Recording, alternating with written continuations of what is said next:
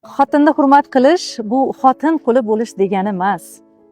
Ayolini hurmat qilgan, u bilan bamaslahat bo'lgan erkakni kayfiyati ham, barakasi ham baland bo'ladi hamisha.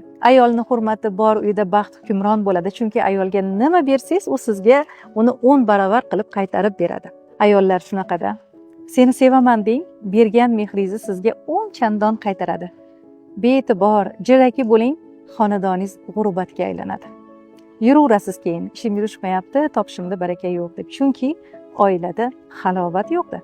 Erkak naqadar boy, martaba sohibi bo'lmasin, uydagi ayoli asabiy bo'lsa, u baxtli bo'la olmaydi. U unga yuqadi. Uydagi muhit, uydagi kayfiyat erkak uchun albatta yuqumli bo'ladi juda ham. Ana shu kayfiyatda ko'chaga chiqib ketgandan keyin ko'chada ishlari qanday yurishsin bu erkakni?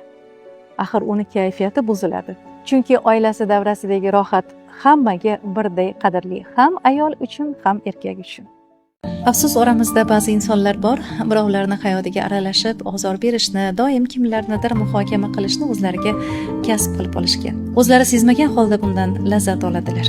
Afsuski, bor shunaqalar. Kimnidir hech yo'g'i uchirma gapi bilan chaqib olsa-da, mazza qiladi. Bundaylardan umuman xafa bo'lmang, kurashmang. Aksincha, rahmingiz kelsin, chunki bu baxtsiz insonning ishida. Baxtli inson hamma joyda yaxshilik ko'radi, ko'zlari quvnab, mehr ulashadi, birovga ozor bermaydi, o'zgalar hayotiga aralashmaydi, chunki uni bunga umuman vaqti yo'q. U o'zi bilan o'zi ovora. U qo'lidan kelsa yaxshilik qiladi, kelmasa yomonlik ham qilmaydi. Idishni ichidan u nima bilan to'lib turgan bo'lsa, shu narsa to'kiladi. Uni ichida balchiq bo'lsa, undan jirkanch balchiq to'kiladi. Suv bo'lsa, malhamday pokiza suv tushadi undan. Shuning uchun baxtli bo'ling. Baxtsiz insonlardan xafa bo'lmang. Aksincha, qanday bo'lish kerak emasligini o'rganing. Yomonga agar siz ham yomonlik qaytarsangiz, sizni undan nima farqingiz qoladi? Toki siz e'tiborsizlikni, xafa bo'lmaslikni tanlar ekansiz, qarabsizki, u sizni na kayfiyatingizga, na hissiyotingizga ta'sir kuchini o'tkaza olmagandan keyin nima qiladi? O'ziga boshqa o'lja qidirib ketadi. Ayol sovqatmasa ham sovqatmadingmi degan issiq mehrga muhtoj. Chunki tabiatdan shunday, mehrga tashna yaratilgan. Ayol och bo'lmasa ham och qolmadingmi degan daldaga muhtoj. Chunki unga dalda kerak. Ayol qiynalmasa ham qiynalmayapsanmi degan e'tiborga muhtoj. Chunki u zaifa. Ayol o'zini puli bo'lsa ham pulga ehtiyojing bormi degan tasalliga muhtoj. Chunki u ojiza qilib yaratilgan. Ayol charchamasa ham charchamadingmi degan tog'dek suyanchiqqa muhtoj, chunki u kuchsiz qilib yaratilgan. Ayol bir yilda bir marta bo'lsa ham besabab kichkinagina hadyangizga muhtoj, chunki u zebu ziynatga o'ch qilib yaratilgan. Ayolingiz necha yoshda bo'lishidan qat'iy nazar, doim sizni kuchli mehringiz, sevgingiz, shafqatingizga, daldingizga, erkalashlaringizga muhtojligicha qolaveradi, chunki u nozik xilqatda yaratilgan. Xotirjam bo'laylik. Bu dunyodan hech kim tirik chiqib ketmaydi. Xuddiki ketmaydiganday mana shu dunyoga, o'tkinchi dunyoga joylashib olamiz. Vaholanki vaqti kelib tillayu brilliantlarimiz ham qolib ketadi, mashinalarimiz metallomga aylanadi. Ana shu orzu qilgan mebellarimiz vaqti kelib o'tin bo'ladi.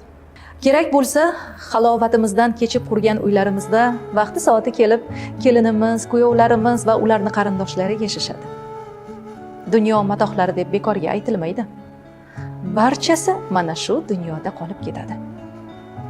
Hammamiz bu yerda ana ketdi, mana ketdiday bir mehmonmiz. Barchamiz albatta bu olamdan ko'z yumamiz. Beshikdan qabrgacha qanday yashab o'tamiz? Mana shu savolni qayta va qayta o'zimizga berib turaylik. Dunyoda bir marta yashaymiz.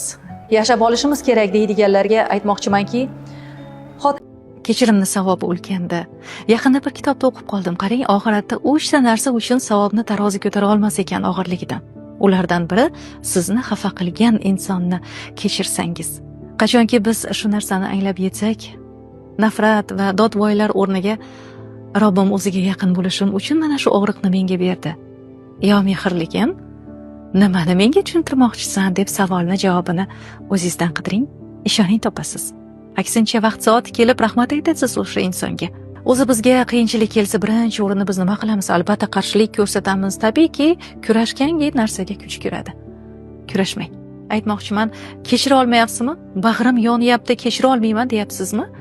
Unda o'zingizni ham, birovlarni ham aldamang. Tan oling, ha, hozir kechira olmayapman, jahlim chiqyapti deb o'zingizga vaqt bering. Buni davosi chunki faqatgina vaqt. Lekin unutmang, beayb Parvardigor. Insonki adashibdi. Ammo bir kun kelib xatosini anglabdimi, kechiring. To'g'ri yo'lga qaytishga ko'mak berish har bir bandaga xos bo'lishi lozim. Tez-tez xafa bo'ladiganlarga eslatib o'tmoqchiman. Atrofdagi insonlar siz-u bizga nimadir qilishga majbur emas.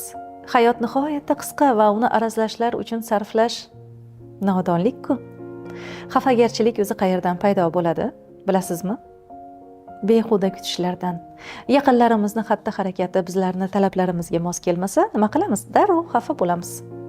Sababi biz kutamiz va baxtsizligimizning negizi ham aynan mana shu. Chunki kutuvlar bizni baxtsiz qilar ekan. Misol uchun, siz do'stingizdan sizni tushunishini kutasiz. Balkim u shaxsiy muammolari bilan banddir, lekin siz kutyapsiz-da. Buni to'g'ri tushunishdan ko'ra xafa bo'lish osonroq, to'g'rimi? Aslida yana ko'plab misollarni keltirish mumkin, ammo ularni ham har birida umidsizlik va e'tirozlar mavjud negizida. Keling, o'zingiz qilmagan ishni boshqalardan kutmang. Vaqt hamma narsani o'zgartiradi deyishadi. Vaqt hech kimni o'zgartirmaydi. Qachonki insonda xohish bo'lsa, intilsa, sababini qilsa, faqat shundagina inson o'zini Robbimning izni ila o'zgartira oladi. 10 yil avvalgi ichuvchi agar o'zi xohlamasa shu odatidan qutulishni, o'zini o'zi tarbiyalab ichkilikdan voz kechmas ekan, u ichuvchiligicha qolaveradi. 10 yil avvalgi dangasa agar o'zi shijoat qilmas ekan, 10 yildan so'ng ham dangasaligicha qolaveradi. Hayotini yaxshi tomonga o'zgartirib yuboradigan mo'jiza kutayotganlar bilsinki, u allaqachon sodir bo'lgan. Bu mo'jiza siz va bizga berilgan vaqt.